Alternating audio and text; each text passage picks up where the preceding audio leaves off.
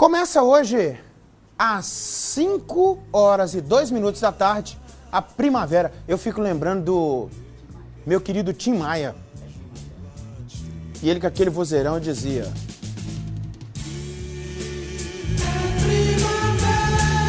É beleza!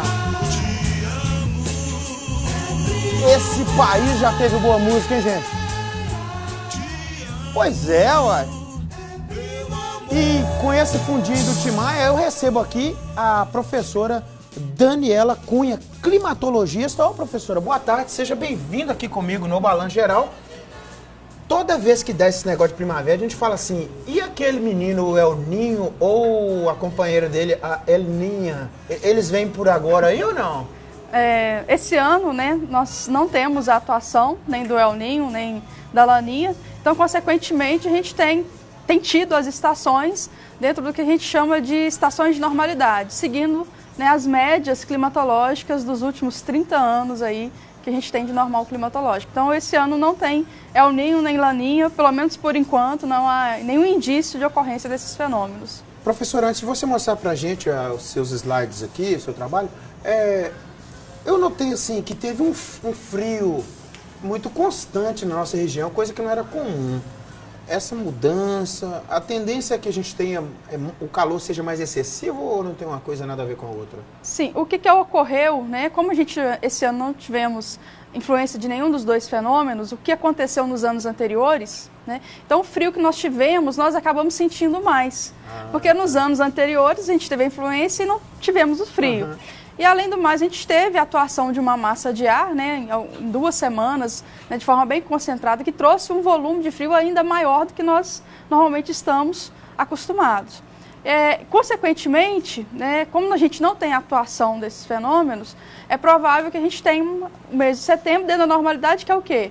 O ano passado a gente teve um pouco da atuação da Laninha, então esse mês de setembro, a tendência de ter um pouquinho mais de calor do que nós tivemos no ano passado.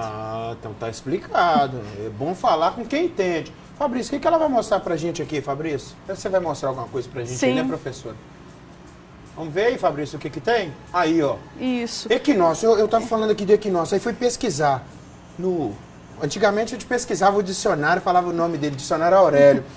Aí hoje a gente pesquisa no Grug, né, o Google. Aí tá lá, equinócio significa... A tradução estava tão difícil que eu deixei para você.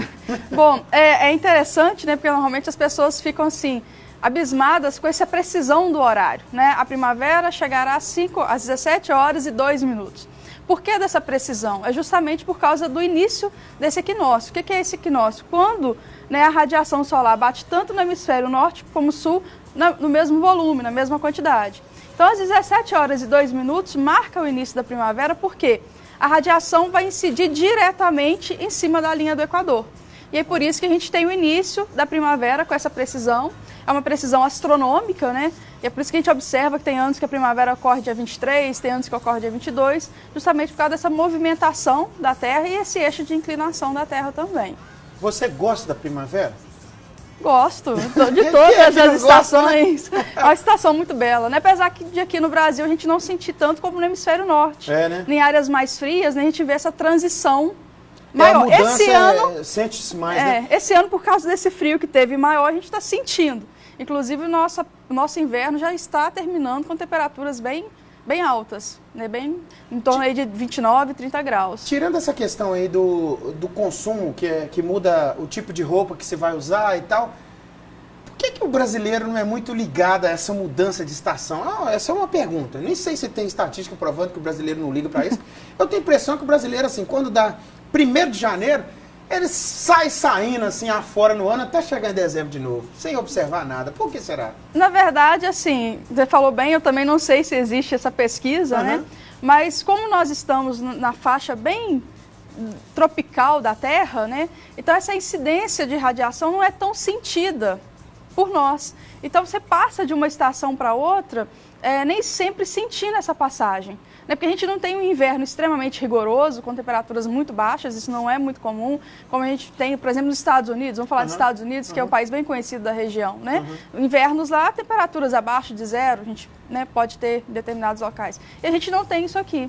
Então, por quê? Por causa da nossa localização em termos de terra. Então, essa radiação solar é muito sentida pra gente no ano todo. E esse gráfico, como explicar isso aí? O que tem pra gente aí? Que eu só consegui detectar uma coisa aqui, as datas. Só as datas. Não, nem o sol tinha visto, o Fabrício que me falou o sol.